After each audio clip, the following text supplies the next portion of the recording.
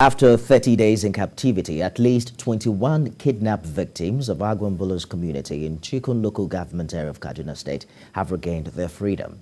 Village head of the community says the families of the kidnapped victims had to sell houses and other properties to meet the demand of the abductors. Recall that 3 teenagers who were among those abducted from that community were killed on the 20th of April by the terrorists. Ransom reports. With tears in her eyes, this mother, who was abducted together with 4 of her children, took time to compose herself before narrating her harrowing ordeal in the hands of her abductors, who killed her son together with 5 other victims. My children were 4, but they killed 1. I came back with 3. They took these boys. The other boy there is 19 years, my own is 17. The story is not different for this man who was also among 26 persons kidnapped in Agwambulu's community by terrorists 2 days after the train attack incident. We picked 3 Christians and 3 Muslims and go out of the camp, and we stayed there. He came back, he called me, I answered. He said, I hope your mind don't spoil. I said, okay, what can I go do? They say the situation was even worse for men, as their blindfolds were only untied in the night by the terrorists who did not want to be recognized. The village head confirmed to us that relatives of these victims had to sell their houses and most of their properties to raise money for ransom. What I know was that there's a family that paid 5 million and other 4 million, but all in all, what I know, it was almost that 20 million. We paid about almost 5 million. I did not have 1 naira. All those things is borrowing. This is coming few days after a move by federal lawmakers to criminalize the payment of ransom to terrorists. And this move by the lawmakers doesn't sit well with these people who still have their loved ones in bandits' custody. It is good to make that law, but they should go further by providing what is the option they are working on. That when somebody is kidnapped, what are they going to do to rescue the person? They're also saddened at the growing number of displaced communities. And shockingly, they revealed that a man who was about 102 years old was not spared by terrorists who attacked his village in Kauru local council. Pa Garba Aku in Kitakum, he was shot and he tried to run. The heartless herdsmen hacked him down with their machetes. The governor had on Saturday prayed for an end to the unprecedented wave of attack by terrorists in the state and across the country. He also intensified calls for the establishment of a military theater command in the state to beef up security. Ransom, TVC News. In Rivers, the Nigerian Navy has arrested a man for allegedly attempting to bribe its personnel with the sum of 700,000 naira in Port Harcourt. The suspect was taken into custody at the Nigerian Navy ship PATHFINDER as he tried to secure the release of exhibits seized in the ongoing offensive against crude oil theft. Senior reporter Uche Okoro has details. 80,000 liters. The suspect on red shirt arrived at the Nigerian Navy ship PATHFINDER and was confident of success in his mission. He leads personnel to identify his seized boat containing 80 drums of diesel alleged to have been stolen, unaware that he was the subject of a sting operation. With our cameras hidden, we captured his every move till he returned to conclude the transaction with the most senior Navy officer on the base. It was at this point that he realized something was wrong. Open the money. What is it? Okay, sir. No. Okay. Carry it now. Yes.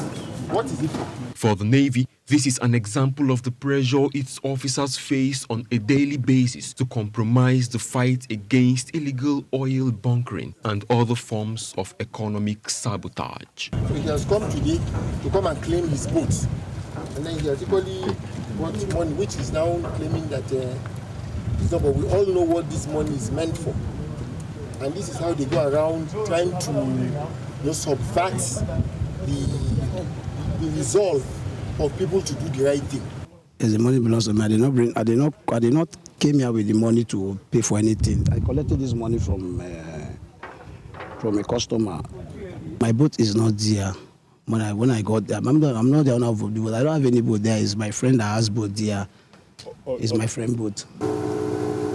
The Navy also stormed the fishing settlement in Degema local government area, described as one of the major sites for illegal refining of crude in Rivers State. During the operation, this wooden boat was seized.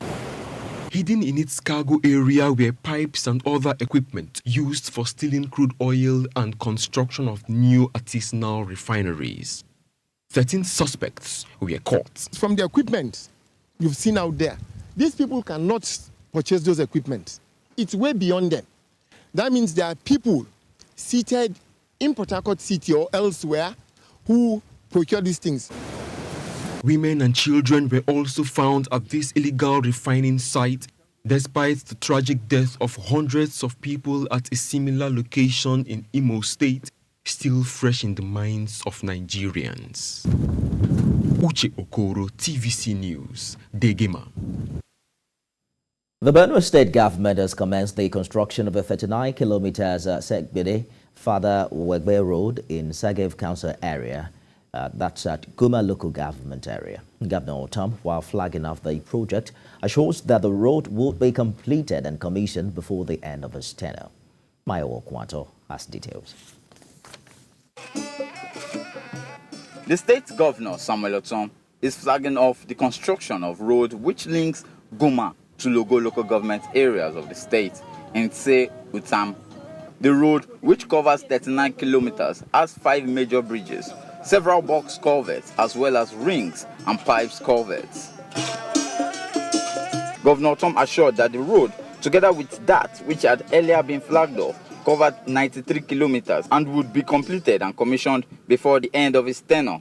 He advised the people to take ownership of the projects in their domains and ensuring that they support the contractors and protect the equipment as well as materials from being stolen. And then there are box culverts and then ring and pipe culverts that are going to be constructed on this road. Despite paucity of funds, we have placed this road on our priority list.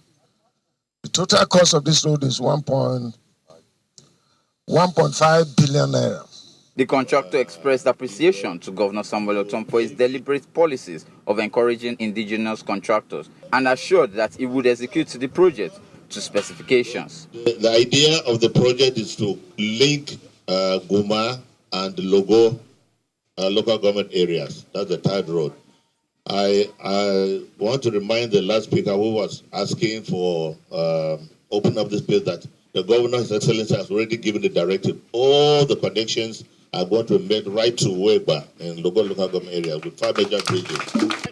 We have suffered a lot from the invasion of the herdsmen attack.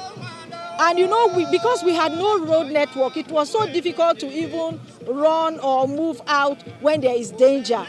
But now, with what has happened here, our people can easily navigate. They can move out of danger areas. The governor later commissioned a health facility building in collaboration with the Victim Support Fund. Mayowa Okwato, TVC News, Guma.